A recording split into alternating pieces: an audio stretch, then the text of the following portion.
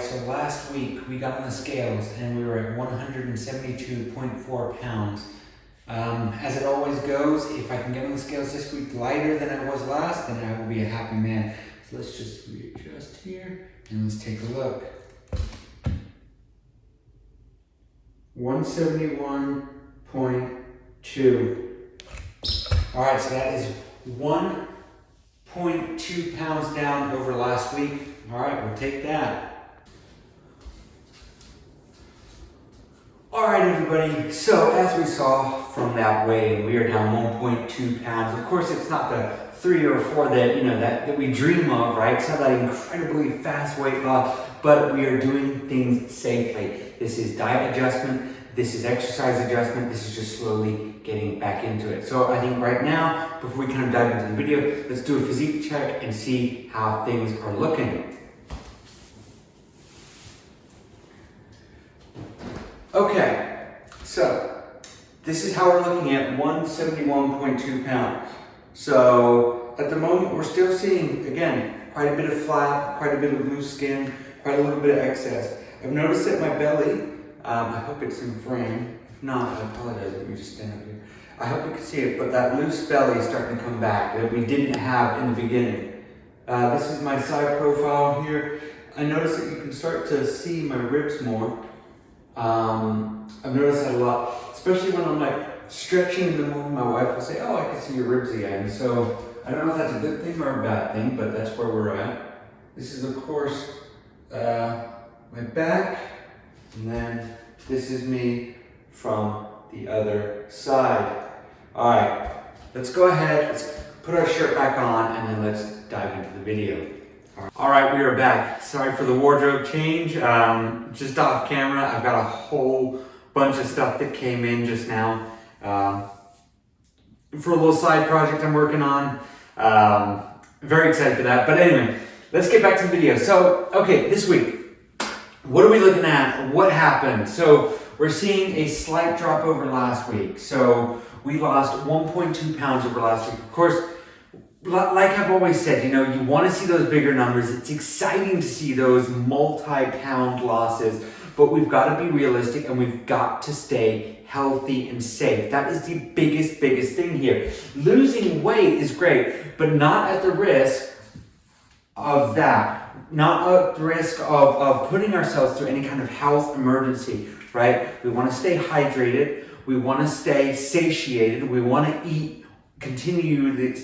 We want to continuously eat good food, and we want to make sure that our exercises, again, are done to strain ourselves, right? We want to push ourselves, but we also do not want to put ourselves in the path of possible bodily harm. So what we're trying to do here is learn, and I say learn because we've done it before, but we're still learning every day. We want to learn how to lose weight safely, right? Safely is the big word here. Now, we are approaching the halfway point of the weight loss, right? The halfway point is 167.1. That means I am 4.1 pounds away from that.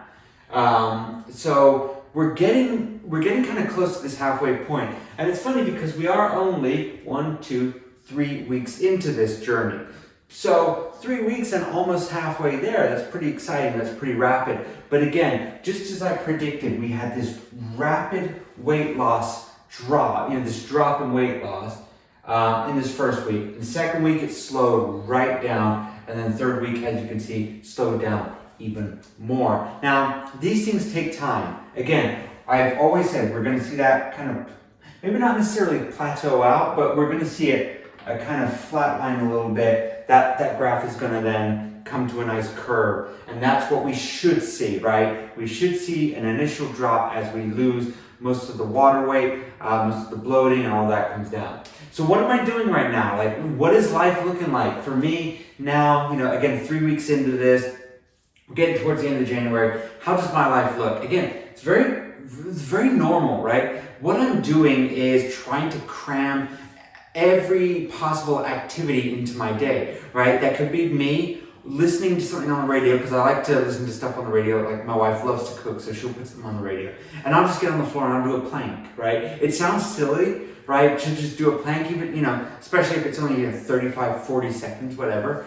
But if I can do that 5, 6, 7 times in a day, and then if I can jog on the spot, for maybe 15, 20 minutes here and there, again, it's just about moving, and it's just about getting my body used to the fact that, hey, movement is fun. Movement is funny. It's exciting. It's you can make things happen when you move. And so that's what I've been doing. It really is just cramming, swapping out the bad foods for good food.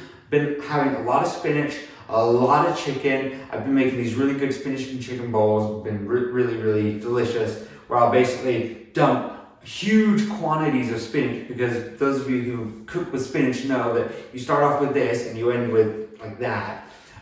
Chicken and spinach, and then a little bit of hot sauce. I like ketchup, so I like the low sugar ketchup in there, and big bowls of that. Again, we're just trying to make good habits. Now, my cheat meals. Again, we got to talk about that. Once a week, I have a cheat meal. Once a week, I go in and I just say, you know what?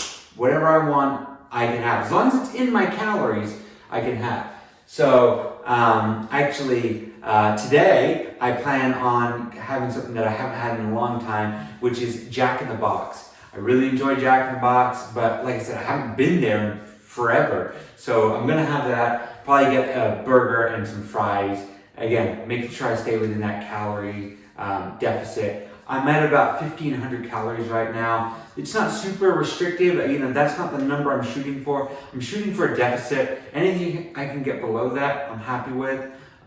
So what typically happens is, again, on cheat meals, like most of the other days, is I won't eat throughout the day. If I'm hungry, I will have a snack. I'll either have some sort of fruit or nuts, or sometimes if I'm at work and somebody's brought something in, I'll have something there. But I'll have something if I'm hungry, but overall, I just won't really eat throughout the day, so I can have a larger portion before bed. I had somebody once ask me if that affects my sleep, if eating a larger meal towards the end affects my sleep. Maybe it will later on down the road, possibly. I don't know.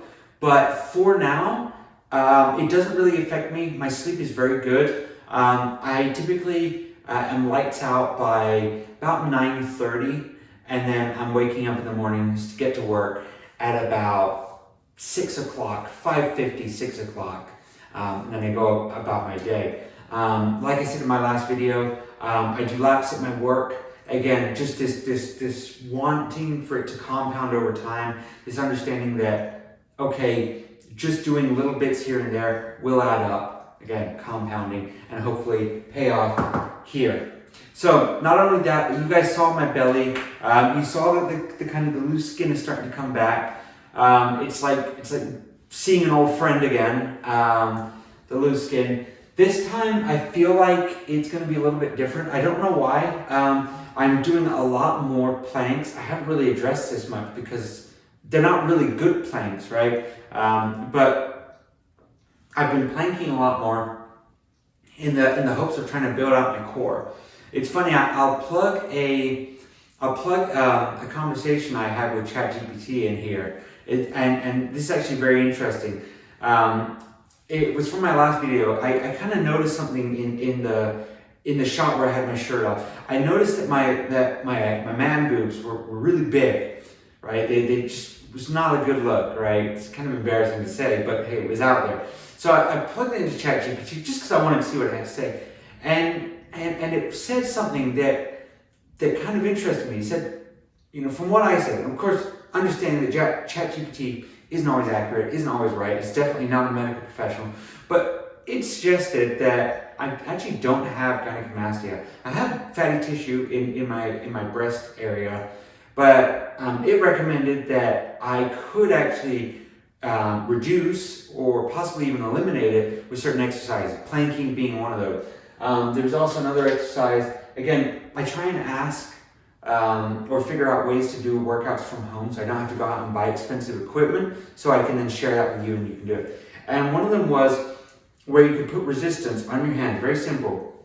Put resistance out in front of you and you apply pressure, and that pressure you feel in your pectoral area. It's very interesting. You push on harder and you just do that and you hold it and you hold it and you hold it. And so I've been doing all these little exercises in the hopes that it will make a difference. And hey, you know what? Maybe it will. If not, you know, it's not hurting me to do some planks. You know, it's not going to kill me to do some planks. So just a little something for you. Just thought I'd share that. So yeah, this is where we are. This is what we were able to achieve this week. Again, nothing too exciting. This is just an honest weight loss account. You know, sometimes the numbers aren't going to be as exciting. 1.2 pounds for me, I was kind of hoping for a little bit more, but I'll definitely take it. So thank you guys so much for watching. My name is Thomas. I'm on a weight loss journey. Let's go on it together. Thank you all so much for watching. Take care. Bye-bye.